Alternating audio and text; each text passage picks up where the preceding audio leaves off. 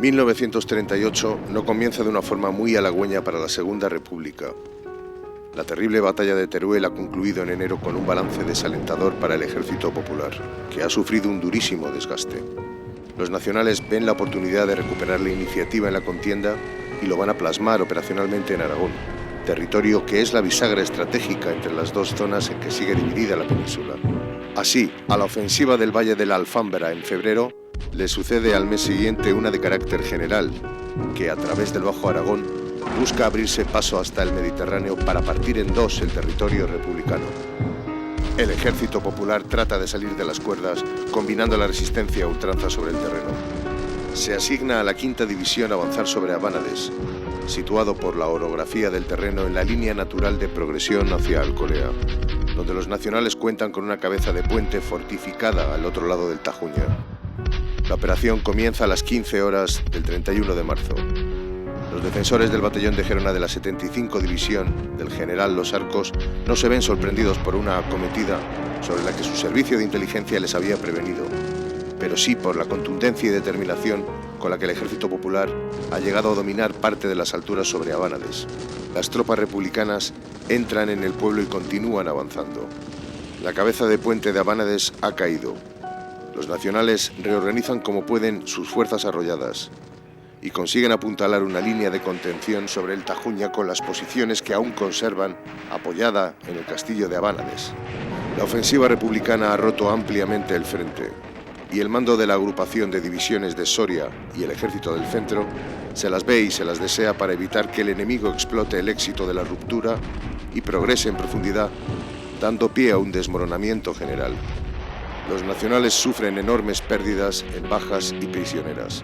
Las bajas republicanas son también cuantiosas y el ímpetu del avance languidece progresivamente por el lógico desgaste y la ausencia de reservas con que alimentarlo.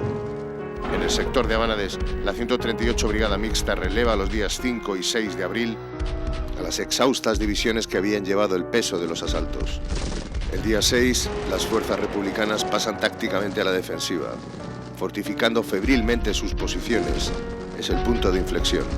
Los nacionales se reorganizan con abundantes refuerzos y se lanzan resueltamente a recuperar el terreno perdido. Los combates llegan a las alambradas y algunas posiciones avanzadas cambian varias veces de manos en los lances del combate.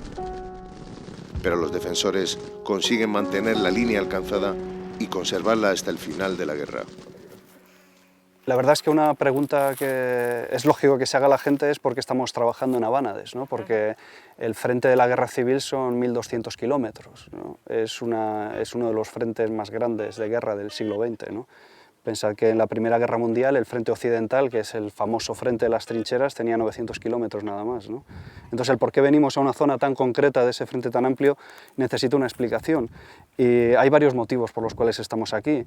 El primero de todos quizá es porque hay una gente que está muy interesada en recuperar este patrimonio, en que se haga algo con él, que se conozca más sobre esta batalla y sobre estos hechos históricos, y el hecho de que haya una asociación y de que haya gente moviendo este tipo de cosas es siempre, para nosotros, es siempre un aliciente, ¿no? Es un motivo importante ya para empezar un trabajo, ¿no? Tener a alguien con el que colaborar, ¿no?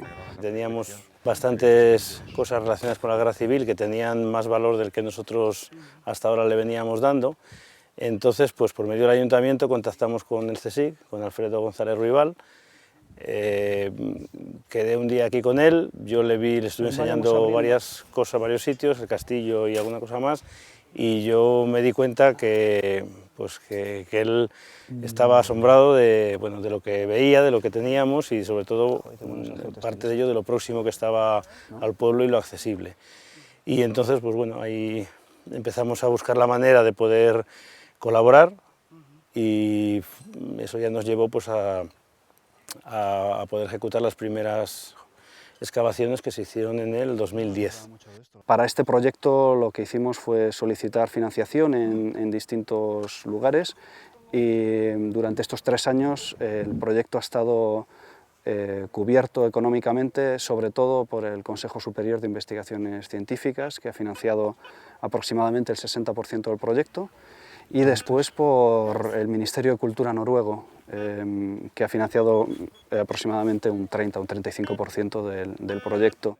Lo que tratamos es de construir historias del pasado más reciente, de nuestra historia más reciente, del siglo XX, no a partir de los textos escritos, aunque naturalmente los estudiamos, ni tampoco de los testimonios orales, que son las 2 fuentes fundamentales con las que se ha escrito la historia de la guerra civil y del primer franquismo, sino a partir de los objetos, de las ruinas, ¿no? El proyecto, de hecho, se llama, es difícil de traducir en castellano, sería algo así como la memoria de las ruinas.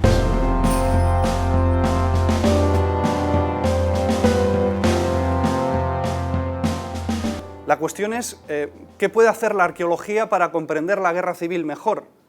Porque la arqueología lo que hace es estudiar civilizaciones muy antiguas de las que se conocía muy poco, y lo hacía sobre todo a través de los objetos, a través de las tumbas, de las cerámicas que utilizaba la gente para preparar la comida, de las hachas. Se reconstruía un poco la vida de estas sociedades del pasado. Pero ¿qué pasa cuando estamos hablando de sociedades que son tan cercanas, de las cuales tenemos una memoria o de las cuales tenemos una experiencia directa, ¿no?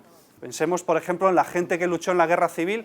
En principio nos puede contar a nosotros cómo fue su vida cuando estaban luchando en las trincheras, qué problemas tuvieron, cómo sufrían, cómo moría la gente, cómo sobrevivían, cómo podían llevar la vida en el fondo de una trinchera, ¿no? Realmente tenemos muchos libros, tenemos mucha gente que nos cuenta cómo era la vida en esos momentos tan dramáticos, ¿no? Sin embargo, los arqueólogos pensamos que de todas maneras la arqueología es interesante y puede hacer algo. En primer lugar, puede revelar cosas, pequeños detalles del pasado que no aparecen en los libros, ¿no? Nos puede hablar sobre todo de las experiencias personales de la gente, de la vida diaria, de cosas que muchas veces las personas consideran que son tan poco importantes que no lo cuentan, ni en los libros ni cuando uno les pregunta. Y si uno le pregunta normalmente a la mayor parte de los veteranos de la guerra civil, se da cuenta de que hay muchas cosas que no las cuentan, no porque no quieran contarlas, sino porque realmente como no le daban importancia, ¿no? Y eso nos pasaría a cualquiera de nosotros. Lo que hacemos es darle importancia a las cosas más dramáticas, ¿no?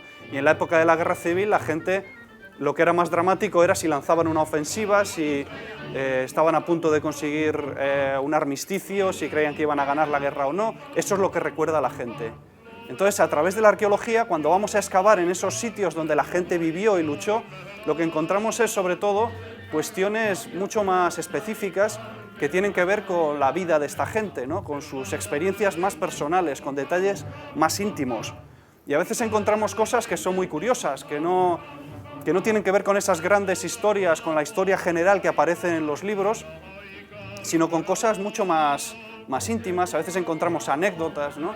Por ejemplo, este año, en uno de los sitios donde estábamos excavando, en una trinchera del ejército republicano que estaba justo delante del enemigo, estaba a apenas 150 metros, encontramos una botellita de Martini Rosso, ¿no? Lo cual es curioso, porque cuando uno piensa en la guerra civil se imagina a gente disparando, ¿no? A gente muriendo, pero no se imagina a los soldados metidos en una trinchera en primera línea tomándose un vermú, ¿no? Pues estos pequeños detalles lo que nos permiten es hacernos una idea distinta de cómo era la guerra civil, ¿no? De cómo era la vida cotidiana, porque la gente no estaba todo el día disparando, la mayor parte del tiempo estaban aburridos, metidos dentro de un hoyo esperando que aquello acabara, ¿no? Y de hecho en las trincheras muchas veces aparecen pues, fichas de dominó, aparecen fichas de jugar a las damas, en una nos apareció incluso una botellita de champán, igual estaban celebrando el cumpleaños de alguien o que habían ganado una batalla, ¿no? Son cosas que tienen mucho más que ver con cosas con las cuales nosotros mismos nos podemos sentir identificados, ¿no? Con una forma de pasar el tiempo que no es tan diferente a lo mejor a nuestras formas de ocio, ¿no? Otra cosa que puede hacer la arqueología es estudiar episodios de la guerra civil que no son tan conocidos. El frente de la guerra civil tenía cerca de 1.200 kilómetros. Desde el sur de España hasta la frontera con Francia había 1.200 kilómetros de trincheras, de largo. Después tenéis que calcular otros 5 o 6 kilómetros de ancho, lo cual da muchos miles de kilómetros cuadrados de frente y muchos cientos de miles de millones de personas que estaban luchando en ese frente. Sin embargo, de ese frente amplísimo y de todos esos millones de personas, como os decía, solo conocemos unas historias muy específicas, que son los que han centrado la atención de todo el mundo, porque entre otras cosas muchos de estos episodios han sido decisivos en la historia de la Guerra Civil. Nosotros hace 3 años decidimos hacer lo contrario de lo que haría un historiador. En vez de ir a por alguno de esos grandes episodios, decidimos ir a un sitio que nadie conocía y donde pasó una cosa aparentemente muy poco importante. El sitio en cuestión estaba en Guadalajara, es en la zona de Abánades, y allí tuvo lugar una batalla en la primavera del año 1938.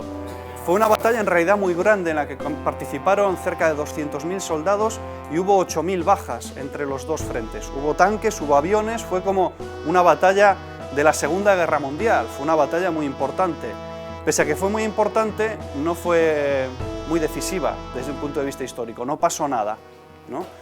Y porque no pasó nada y porque vino justo antes de batallas más importantes como la batalla del Ebro, lo que sucedió es que todo el mundo se olvidó de esta batalla.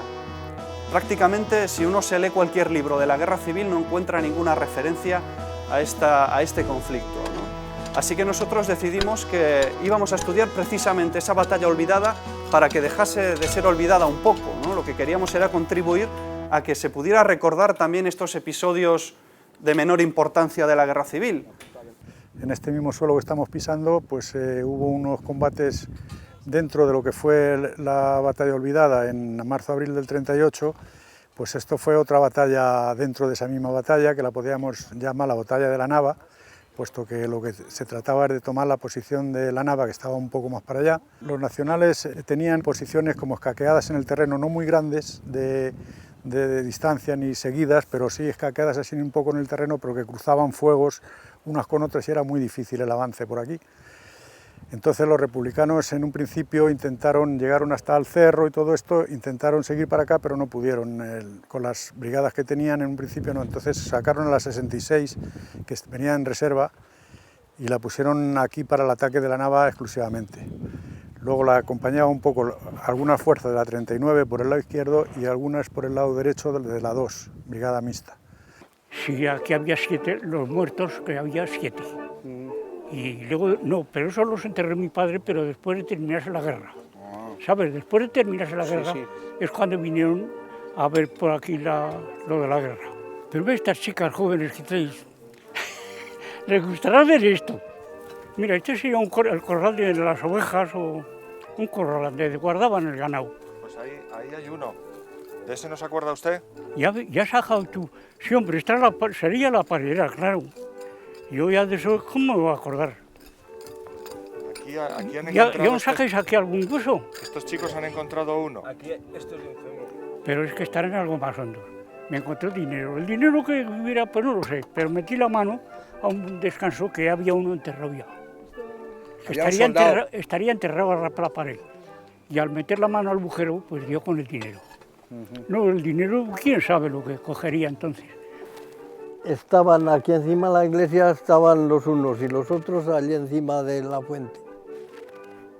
Y por las noches se juntaban por aquí por el pueblo, mientras había cosas en el pueblo, porque aquí ya oímos todos, unos a la parte roja y otros a la otra. Se juntaban por la noche. Por la noche a bombazos por aquí por las calles. Así que estaban, cuando se terminó la guerra, todas las casas huecas. Nos fuimos del pueblo, como ahora, si vienen atacando, pues echar a correr sin saber dónde estaban tus padres ni tu familia, más que pala. Había algunos, el Mateo aquel, ¿te acuerdas tú? Sí, sí. Gritaba todas las tardes, nos compraba tocinillos. Teniente Mateo. Para que merendáramos. ¿Era nacional o era republicano? Era nacional. Nacional. Nosotros con los republicanos no queríamos. Republicanos aquí no nos hemos conocido. Yo ni este. Casi todos de derechas. Y seguimos siendo. Ahí en el frontón tenían una cocina y la trajeron ahí para matarla, ahí. Y la sacaron, que la tenían en unas cuadras para matarla, y se les escapó y subió a la carretera y cogió el camino adelante y venga a tirarle tiros y no la mataron, no le dieron, porque estaban los que tenían la cocina estaban ahí en ese morro y en aquel. Y al otro día les voceaban los otros que si querían una chuleta de la vaca, que era un... Bueno. Se me pasó por la cabeza, digo, pero si yo haber estado durmiendo entre los muertos, digo, y quizá encima de ellos, y seguramente alguna vez nos habremos tumbado encima de alguno, porque como estaban enterrados, a mí me extrañó porque una noche notaba yo así por las costillas algo, digo, pues, ¿qué pasa? ¿Qué pasa? Y igual era alguno que me estaba rascando las costillas, ¿eh? Los republicanos, la verdad es que como ejército tenían bastantes defectos y no hacían las cosas muy bien. Cuando fueron a buscar al ejército, a la brigada mixta que estaba encargada de lanzar la ofensiva, resulta que no estaba. Así que tardaron como 7 u 8 horas en encontrarla. Y cuando encontraron a la brigada mixta en cuestión, el comandante de la brigada le dijo que tenía mucho miedo y que no quería ir a la guerra. Así que, ¿qué pasó? Que tardaron otras 4 o 5 horas más en ir a buscar a otra brigada mixta que estuviera dispuesta a ponerse en su lugar. Es decir, era un poco caótico, ¿no? Uno no se imagina que los ejércitos funcionen así. Total, que el ataque se lanzó con casi 12 horas de retraso. Eso le dio mucha ventaja al ejército nacional, al ejército franquista, para prepararse. Aún así, como el ejército republicano, al lanzar la ofensiva, tenía muchos más medios, los franquistas lo que hicieron fue nada más llegar los republicanos, retirarse del frente donde estaban defendiéndose, de las trincheras de primera línea, y se refugiaron en una serie de corrales de ovejas que tenían justo detrás de su primera línea. Y ahí es donde empezaron a hacer frente a los republicanos. La fuerza que guarnecían aquí, concretamente todo desde aquí, desde La Nava hasta Sotodosos, era el 20 batallón del regimiento de San Quintín número 25, en un principio, era el que estaba defendiendo estas posiciones. A los primeros días de los ataques, de los primeros momentos, metieron aquí el 267 batallón de cazadores de San Fernando número 1 a reforzar todas estas posiciones en un principio. El día 1 ya estaban aquí. Entonces, cuando atacaron los republicanos La Nava, estas posiciones ya estaban fuertemente defendidas. Entonces, costó muchísimo de hacerse con ellas, porque luego el día 1 también vino la 152 División Marroquí a esta zona, y entonces empezaron con 3 regimientos y más todas las reservas de la División 72, 73, 74, o sea, había muchísima gente, entonces estaban muy fuertemente defendidas estas posiciones. Y ahí es donde comienza la historia arqueológica que os voy a contar. Lo que hicimos fue ir estudiando arqueológicamente, excavando los sitios, los distintos escenarios en los cuales tuvo lugar esta batalla, ¿no? Digamos que fuimos siguiendo los pasos, sobre todo de los soldados republicanos, según iban avanzando posiciones. Los primeros sitios que estudiamos, por lo tanto, fueron estos corrales de ovejas donde los soldados franquistas encontraron refugio y se fueron defendiendo del avance republicano. Excavamos 4 o 5 de estos corrales y cada uno de ellos nos contó una historia distinta. Este que veis aquí, bueno, a la izquierda de la diapositiva podéis ver un plano de uno de estos corrales, que es como una casa alargada que tiene como un porchecito delante.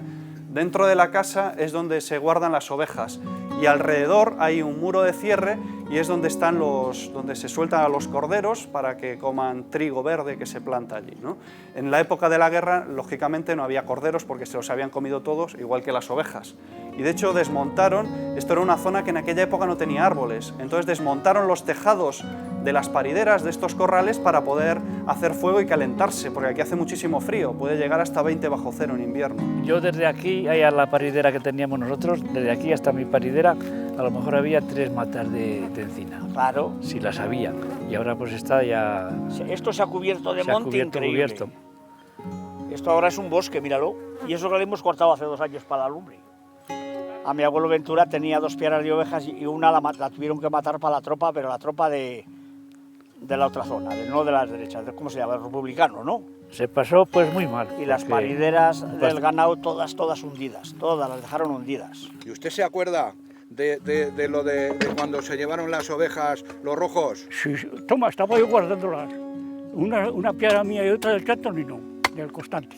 Aquí lo que encontramos en esta paridera en concreto, en un sitio que se llama El Cerrajón, son los restos materiales que nos hablan de un grupo pequeño de soldados nacionales, seguramente un pelotón, unos 20 o 25 soldados, que se metieron dentro de esta paridera y aquí pasaron seguramente un día defendiéndose de los ataques continuados de las tropas republicanas. ¿Por qué sabemos que había solo 20 o 25 soldados? Pues por las latas que nos aparecen. Todos esos puntitos que veis ahí son las latas que se comió esta gente mientras estuvieron ahí refugiados. Y todo lo que tenían eran latas de sardinas. Las latas de sardinas era el menú, digamos, del día para los soldados cuando estaban en movimiento. Cuando estaban fijos en una posición más o menos segura, tenían rancho caliente, les llevaban desde zonas de retaguardia, les llevaban la sopa, el cocido, lo que fuera. Pero cuando estaban en marcha, cuando se estaban retirando, solo podían llevar latas. Entonces, la aparición de estas latas nos informa que efectivamente estamos hablando de unos soldados que estaban en marcha, que se estaban retirando y que estaban comiendo lo que llevaban en el macuto. El número de latas que han aparecido nos indica que debíamos estar hablando de eso, de un grupo pequeño, de 20 o 25 soldados, seguramente al mando de un alférez o de un teniente. Nos aparecen muchos casquillos, pero los que aparecen sobre todo son casquillos de pistola. ¿Qué nos dicen esos casquillos de pistola? Nos dicen que los republicanos se habían acercado muchísimo hasta esa paridera. Llegaron seguramente hasta unos pocos decenas de metros. Cuando el enemigo está muy lejos, uno le dispara con un fusil, que en aquella época tenía un alcance muy largo, de hasta 2 kilómetros. Cuando se te echan encima, el fusil puede ser un poco aparatoso. Si no tienes más que un fusil, sigues disparando con el fusil. Pero en cortas distancias lo mejor es una pistola.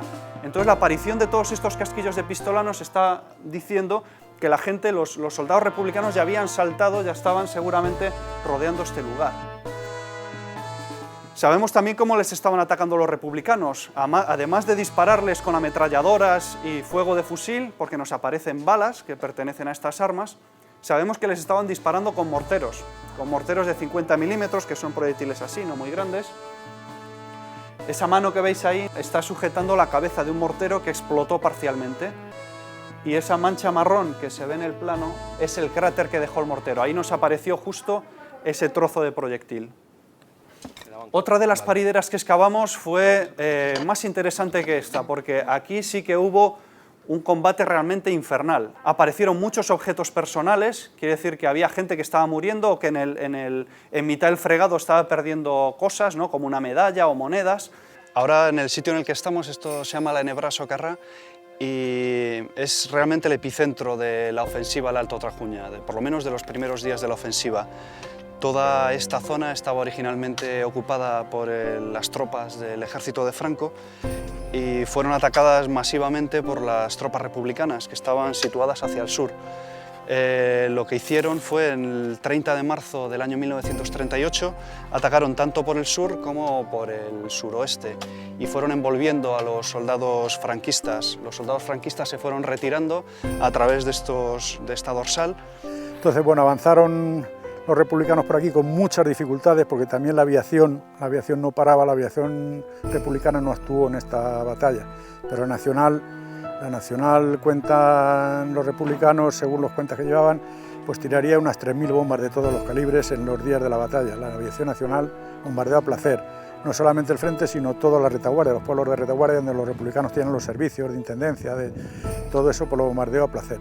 Lo que se trataba era de derribar todas las posiciones nacionales que había en todo este frente para llegar a la carretera de la Nacional de Barcelona que llamamos ahora, que entonces llamaban de Tarragona, llegar a hacerse con el control de la carretera esa. Y otra cosa la que querían era traer reservas para ayudar al ejército del este que estaba entonces intentando llegar a Vinaroz, que bueno, que al final llegaron, pero no sirvió de nada, pero esta ofensiva la prepararon por eso.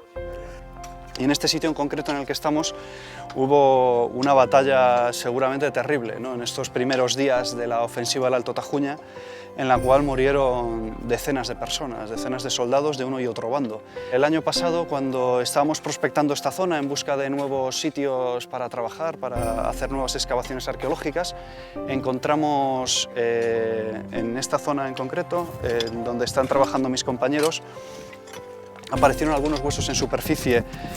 Cuando decapamos un poco la tierra, vimos que había una fosa común.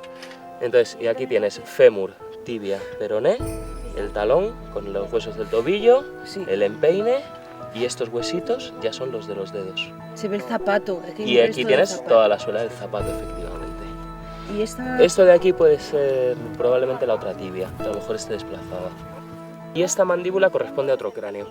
La cuestión de esto que es que como que está, veis que está todo muy...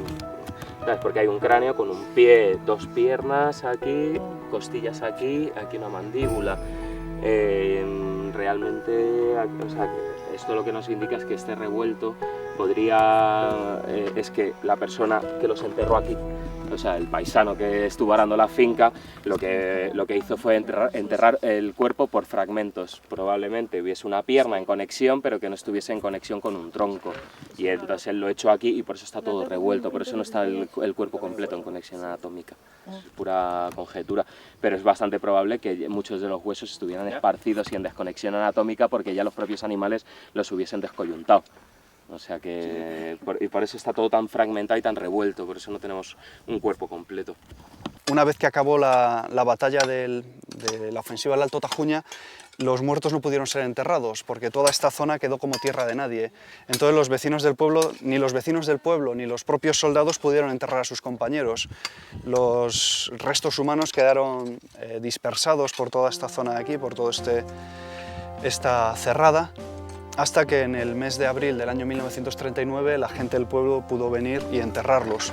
Pues se pasaban muchísimos a los nacionales de los republicanos, entonces quedaban entre medias, ni le cogía a los nacionales porque no era suyo y los republicanos eran un traidor y ahí se quedaba en el suelo. Entonces había muchos cadáveres por aquí que la inmensa mayoría eran de ese tema, evadidos de republicanos a los nacionales que se quedaron por el terreno. Y eso fue los que enterraron los nativos del pueblo cuando vinieron después de la guerra, que encontraron muchísimos cadáveres por todos los sitios. Que podía haber alguno de otras cosas, pero básicamente la mayoría eran evadidos. Normalmente lo mismo unos que otros siempre trataban por todos los medios de sus muertos de recuperarlos en la medida de lo posible, claro. Cuando había un repliegue, que eso, pues no, porque había un repliegue y se quedaban, pero cuando se podía normalmente, incluso a veces se daban tiempo para que enterrasen a sus muertos, ellos, entre unos y otros, porque esto de la guerra y cada cosa. Todo esto fue una barbaridad de cadáveres que había, de huesos. Luego nosotros que veníamos por aquí, ya más mayorcillos, pues donde veíamos una calavera la echábamos entre los enebros para que no se viera. Las íbamos escondiendo. Pero los huesos se los comían las cabras. Se conoce que tenían algo de salitre o lo que fuera, y por eso ahora ya no hay ninguno. Al hacer tanto tiempo, pues los huesos se han pasado ya, pero es porque el ganado se los comía. Cuando acabó la guerra, el alcalde, no sé quién era el alcalde, juntó a todos los vecinos del pueblo y pues a taparlos, que estaban por aquí. Hicieron esta fosa común justo delante de la paridera, en lo que se conoce como corralón. Esta paridera estaba abandonada ya antes de la guerra y continuó abandonada durante la guerra. Entonces, bueno, era un sitio adecuado para enterrar a los muertos. En la excavación lo que hemos encontrado son datos interesantes que nos hablan de los últimos momentos de estos soldados, ¿no? Son esos últimos instantes dramáticos de la batalla en la que los enemigos se estaban viendo cara a cara, ¿no? Tenemos que pensar que los republicanos seguramente estaban ya apostados detrás de aquel muro, mientras que los soldados franquistas estarían metidos aquí en esta habitación. Hay restos de metralla de mortero, de artillería pesada, es decir, estaban realmente siendo batidos en todas direcciones y con todo tipo de armamento, ¿no? Este edificio de aquí es la paridera, ese es el corral de ovejas. El recinto que veis aquí es lo que llaman la cerrada. Todos estos puntitos que veis son objetos que hemos encontrado, ¿eh? Cada vez que encontramos un objeto lo marcamos con la estación total para saber exactamente dónde ha aparecido. La 3. LA 3265. Y lo que se puede ver por aquí, cada uno de los objetos está marcado con un símbolo distinto. Eso es lo que nos permite a nosotros después interpretar qué es lo que ha pasado. Entonces podéis ver que en el muro de abajo de la cerrada, el muro que delimita el campo, está todo lleno de, bueno, hay unas señales que son X, ¿no? Esa X está representando eslabones de una cinta de ametralladora. Con el detector de metales vamos localizando cada uno de los de los fragmentos de metralla, de balas, de casquillos. Lo que estamos encontrando es fundamentalmente los casquillos de los fusiles republicanos y de las ametralladoras que aparecen a lo largo de este muro de aquí, el muro del sur de la Cerrada, mientras que por el otro lado, pegado a la paridera que estaban defendiendo los soldados nacionales, lo que encontramos es sobre todo la metralla de los cañones republicanos y muy interesante también los fragmentos de metralla de proyectiles de 45 milímetros de tanque ruso, del T-26, que es uno de los tanques más importantes y utilizados por los republicanos en la guerra civil. Los republicanos lo que trajeron son tanques a la ofensiva esta. Trajeron pues, unos 30 o 40 tanques repartidos entre todo, desde aquí hasta Saélice, porque esta batalla hubo dos partes, una parte que era la 5ª División Republicana que atacaba por aquí y la otra la 14ª División que atacaba la parte de Sotodosos y Saélices para allá. Todo eso queda aquí, digamos, fosilizado en este terreno. Dentro de la paridera, en cambio, lo que encontramos son muchos casquillos del Mauser alemán, porque el ejército de Franco se surtía sobre todo con armas procedentes de la Alemania nazi y de la Italia de Mussolini. Y lo que nos aparece sobre todo son los casquillos de procedencia alemana que estaban disparando estos soldados. Seguramente el combate aquí debió durar un par de días, debía haber más soldados, entonces eso les permitió resistir un poco más el ataque de los republicanos. Entre esta paridera que habrá, no hay 1 kilómetro, de un sitio a otro, pues ahí es donde tuvieron mucha batalla. Y luego, al regresar para acá, que venían los de la otra zona, como ahí se quedó una bandera, pues ahí estaban a 200 metros uno de otro, tirándose tiros, porque estas trincheras llegaban casi hasta abajo. Desde el cerro vinieron el ataque, una parte de la 39 fue pegada al Tajuña, y la 66, el batallón 262 a la izquierda, el 61 por el centro, que es por donde estamos, y el 63 pasó por el barranco de Valdecalera a coger el camino de Luzaga para las otras posiciones, o sea, todo en conjunto para adelante. Entonces el batallón 261, que es el que atacaba por aquí, y estas posiciones en concreto, fue el que más bajas tuvo porque es el que atacaba de frente. Entonces los republicanos aquí se atascaron un poco porque era muy difícil pasar estas posiciones. El día 4 ya el mando republicano estaba ya nada más que atacar. Los republicanos formaron la línea detrás, como unos 100 metros detrás de donde termina la corraliza esta, para allá es donde se quedó la posición republicana ya para hasta el final de la guerra. Bueno, pues tu paridera está ahí. Ahí. Y donde tantos cadáveres había era en esta plana. Por aquí a la subida está. ¿Nos metemos un poco ahí? Sí, todo esto, y vamos allá, la trinchera. Mira, esto será un cañonazo. Un cañonazo muerto igual. Un cañonazo será. Sí. Un cañonazo. Por aquí estaban, que no se podían enterrar como estaban las pedidas estas. Y había hasta 2 y 3 juntos, pero igual no había 20 metros de uno a otro. Aquí fue una mortandad muy grande. Y como está esto lleno de piedras, pues no había tierra. Y echaban los cantos encima. Que está aquí la paridera Florencio. Ahí están los parapetos, pero los de los rojos, que los que tiraban hacia acá cuando se vio la guerra. Y los otros están aquí abajo.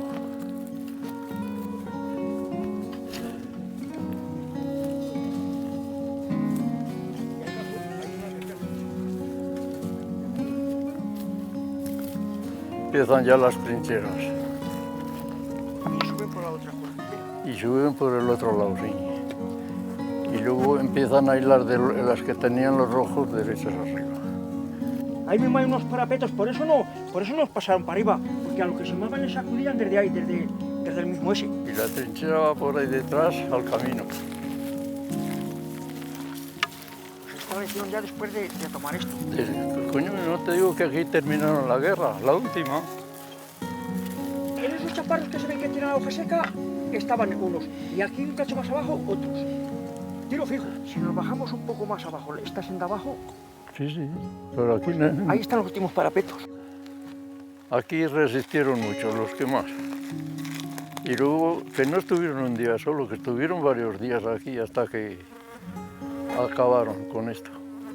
Y entonces los otros se metían en el barranco arriba y allí, en unas piedras que hay, pusieron allí un hilo de ametralladora o un fusil ametrallador y batían a estos, pero estos, como estaban trincherados, pues no les dejaron pasar, no pudieron subir a tomar esto.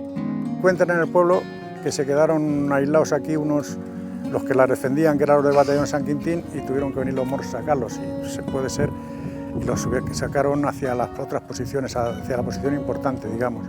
Tuvieron que venir un tabor de moros, que me contaba a mí mi padre, por aquí un tabor de moros, y al amanecer vinieron de noche.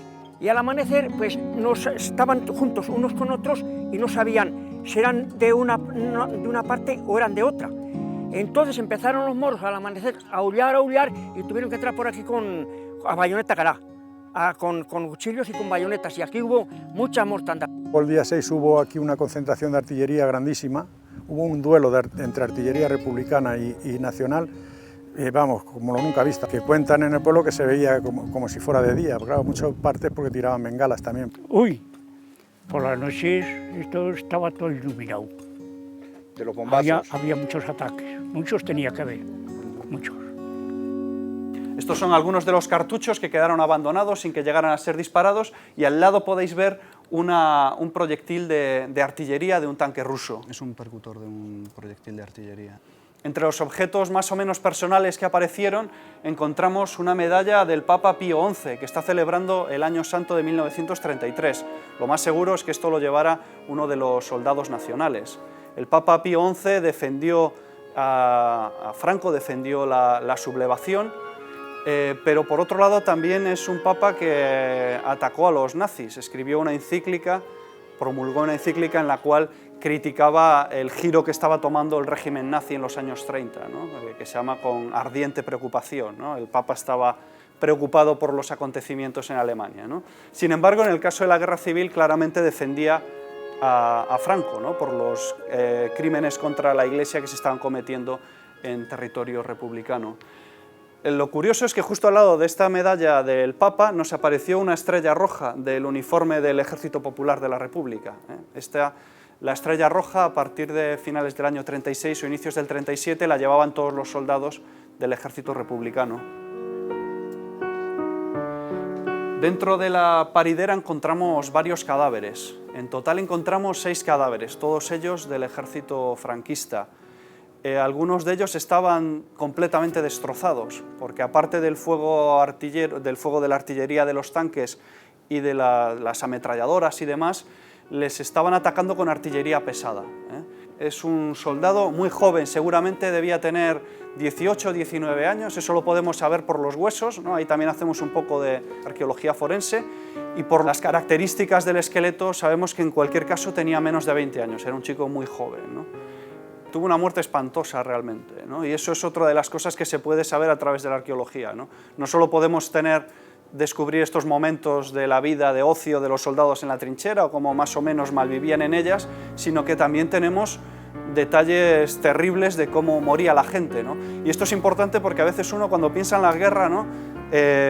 Se olvida de lo que significa realmente, ¿no? Del sufrimiento, del dolor que significa la muerte en combate, ¿no? Estamos a veces demasiado acostumbrados a las películas de Hollywood, ¿no? Donde parece que la gente se muere inmediatamente, y en realidad puede ser una cosa horrible, ¿no?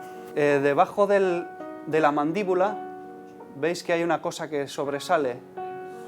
Eso es un trozo de metralla de artillería, que es más o menos de este tamaño, tiene unos 15 centímetros.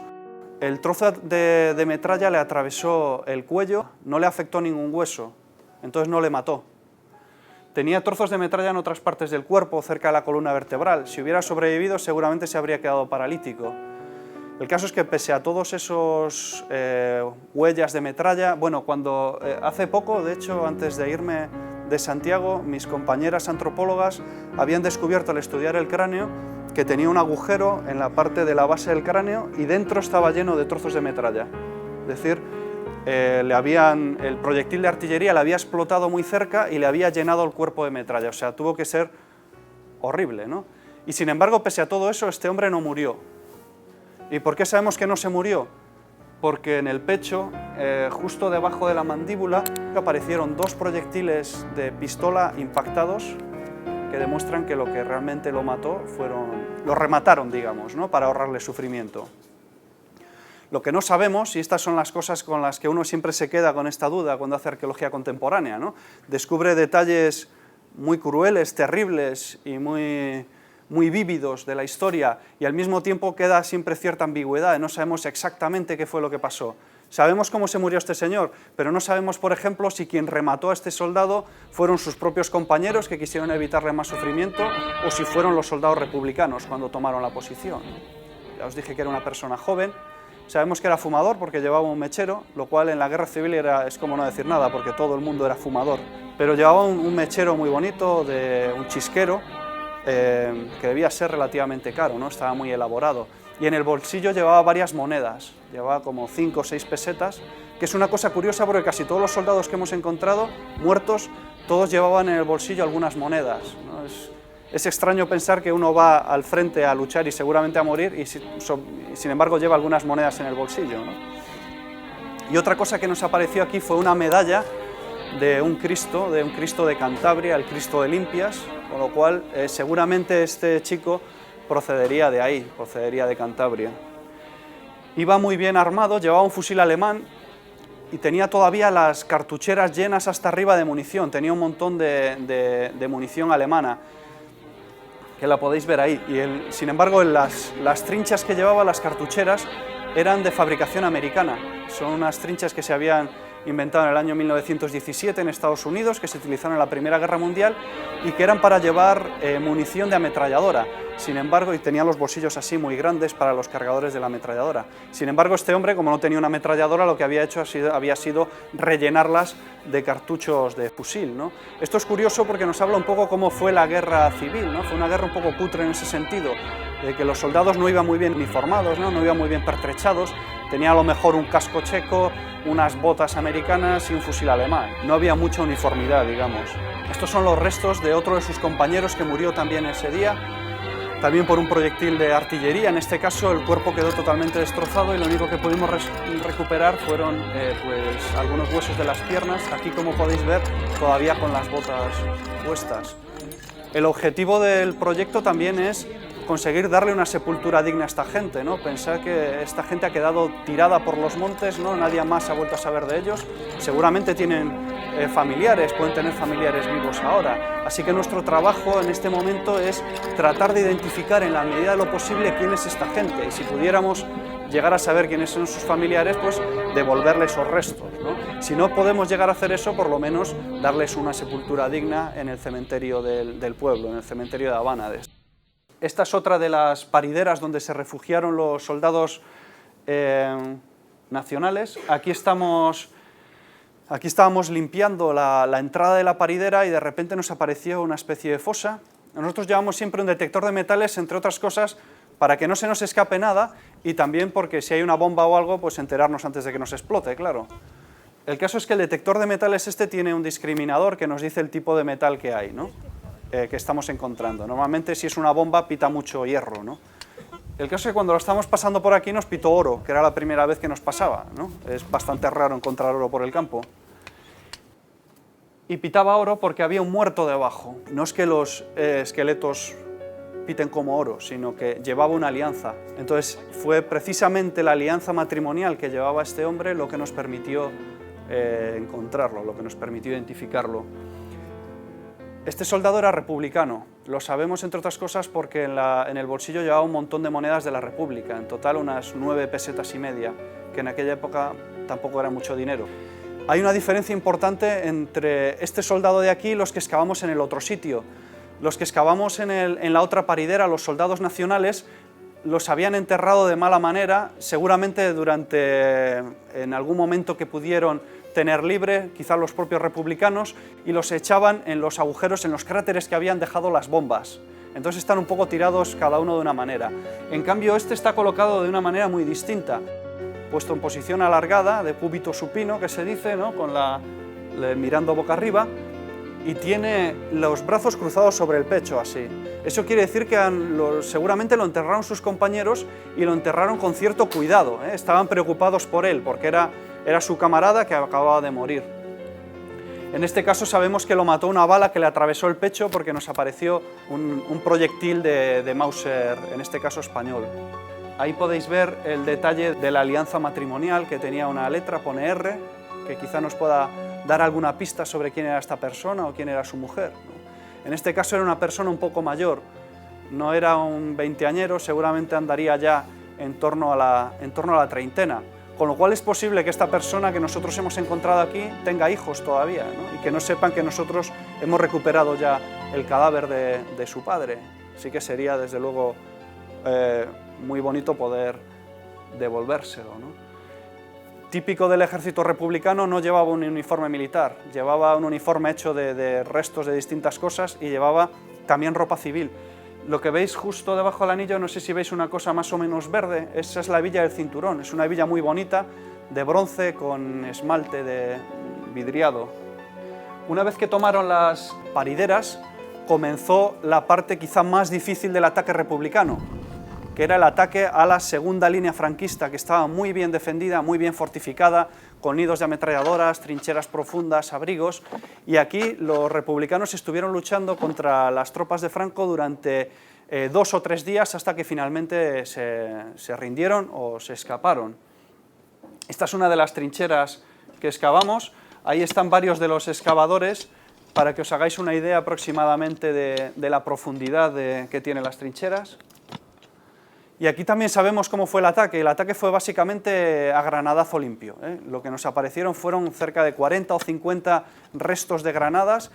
Esto que veis aquí parece una lata, pero en realidad es una granada ofensiva que se fabricaba en España y que era peligrosísima, sobre todo para el que la lanzaba, porque era muy inestable, estaba muy mal hecha y tenía muchas posibilidades de que te estallara en la mano antes de que le estallara al enemigo, ¿no?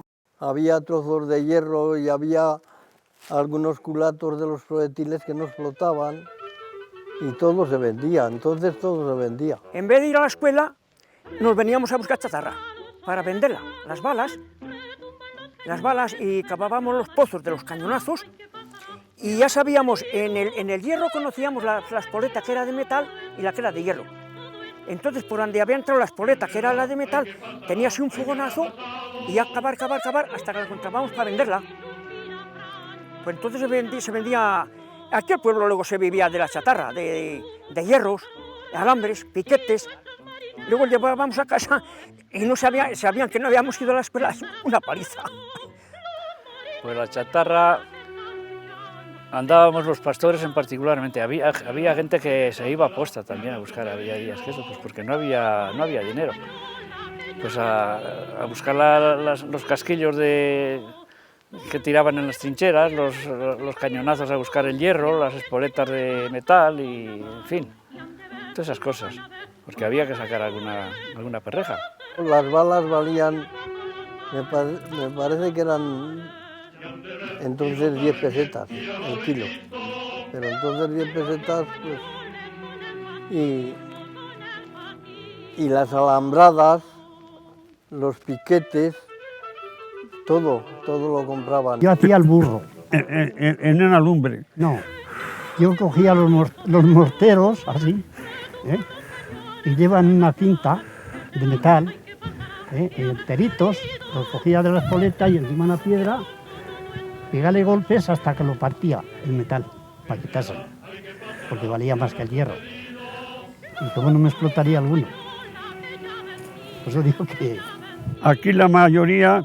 echándole fuego, leña, y pues explotarla. De estos del 15,5 gordos que se metían a lo mejor a 2 o 3 metros de hondura, pues hacías un hoyo, le ibas siguiendo por el fogonazo que lo iba dejando remolida la tierra, y lo ibas siguiendo hasta que dabas con él. Y allí mismo, cuando ya se descubría, se le echaba leña, en el pozo a lo mejor de 2 metros, se le echaba leña, le pegaba el fuego, y al otro día por la chatarra. Y se la vendíamos a unos, después se la robábamos, la volvíamos a vender otra vez. Se emborrachaba él y mientras otros le quitaban la chatarra del camión y se la volvía a vender. Iba en el ganado hasta que, allí entre unos chaparros había uno y llevaba las cartucheras puestas y asomaban las balas. Y entonces, como compraban las balas, pues intenté, digo, pues voy a quitarles las cartucheras. Pero a lo que cojo las cartucheras se empezó a mover todo el cuerpo. Y vi un paso yo de allí, que para qué. Y había allí unos cajones de balas y por entretenernos las descargábamos y llenábamos la cantimplora de pólvora. Y luego hacíamos un chorro de pólvora porque le pegaba el fuego y empezaba, apenas llegaba la llama a la cantimplora, empezaba la cantimplora a dar vueltas y algunas subían y explotaban en el aire. En toda esta zona nos aparecieron muchas de estas granadas que nos indican que también que el combate era a corta distancia, ¿no? Es como las balas de pistola. Aquí podéis ver varias de esos restos de las granadas una vez que han explotado. Es curioso porque algunas de estas chapas, para que os hagáis una idea de cómo era la economía de guerra, estaban hechas reutilizando latas de sardinas. Entonces en la lata vemos pues sardinas el Canario o sardinas el Palacio Oriente, ¿no? También encontramos restos de mortero, porque los republicanos se seguían atacando con morteros, y de hecho, como esto es una línea que está más avanzada, ya seguramente la artillería pesada ya no llegaba, entonces tenían que utilizar la artillería ligera de campaña, ¿no? Los morteros que llevaban con ellos eran lo que les permitía seguir atacando al enemigo.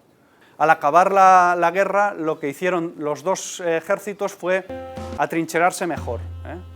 Que eso es lo que pasa, es muy parecido a lo que pasaba en la Primera Guerra Mundial. Se lanzaba un ataque, después había un contraataque, la línea se estabilizaba y los dos ejércitos lo que hacían era blindar todo lo posible sus líneas para hacerlas todavía más difíciles de atacar, más inexpugnables.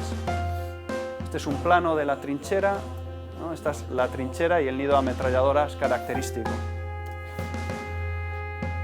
A partir de mayo del año 38 ya el frente comienza a estabilizarse y ya lo último que excavamos es la estabilización del frente, los abrigos que se construyen, todas las trincheras, ya hasta el final de la guerra, hasta abril del año 39.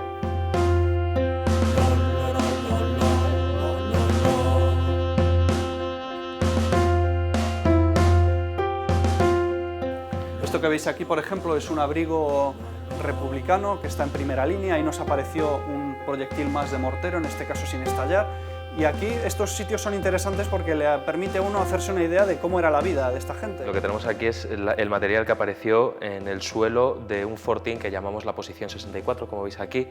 Y lo que aparecía sobre todo en este fortín era un poco pues, elementos de vida cotidiana. Veis aquí que tenemos una escudilla, un plato, tenemos una lata reaprovechada, haciendo de taza.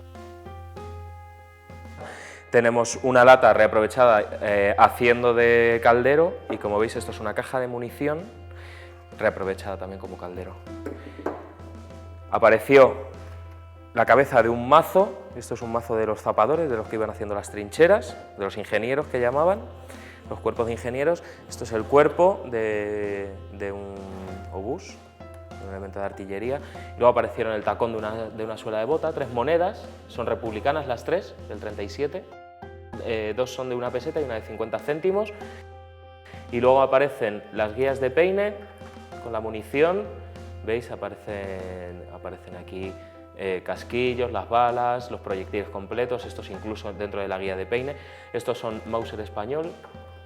Estos 2 son y estos 4 de aquí son de Mosin Nagant, es munición rusa.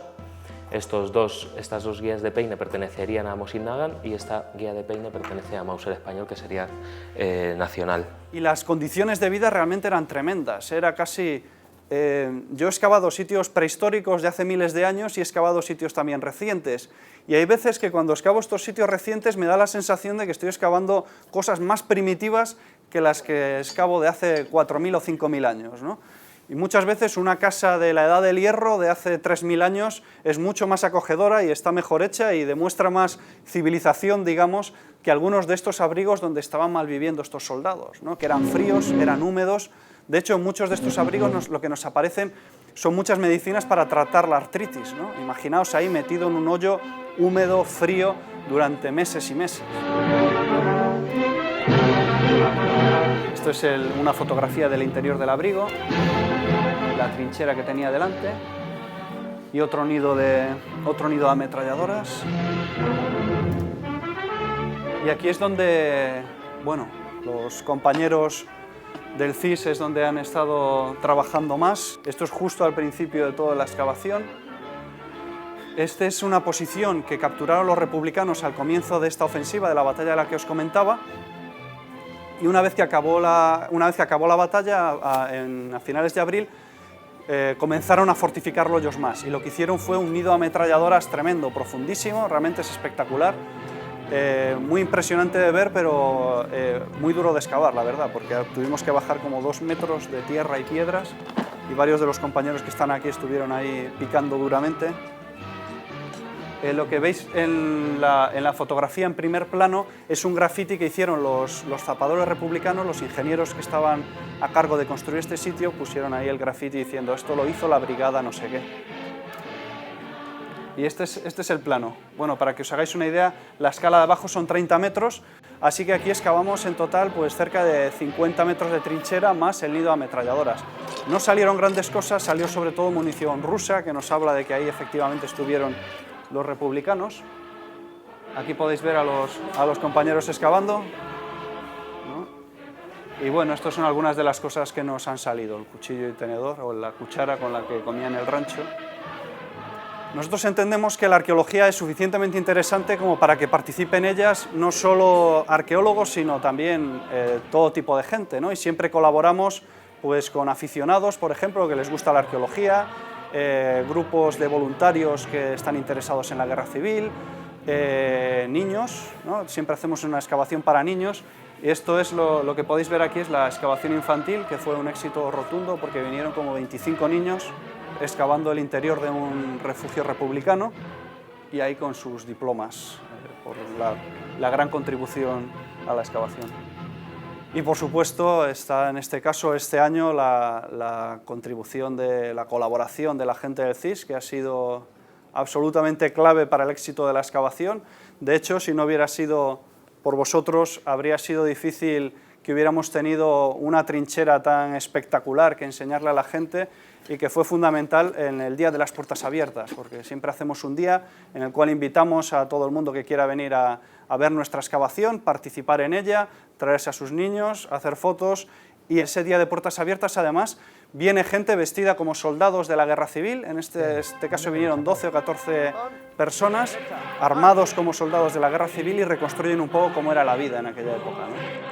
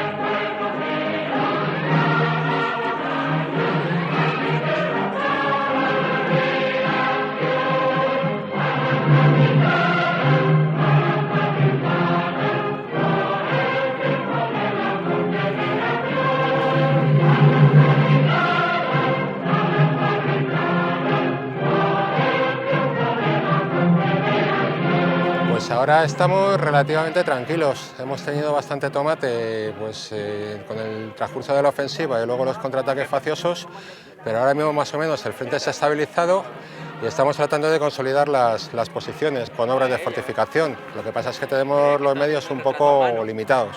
Han venido con varios contraataques, pero los hemos fijado y bueno, pues han llevado lo suyo. Nosotros también hemos tenido bajas, pero ahora mismo les hemos quitado una buena mordida de terreno. La moral de la tropa está alta y estamos aquí para defender a la República y la vamos a defender. Salud.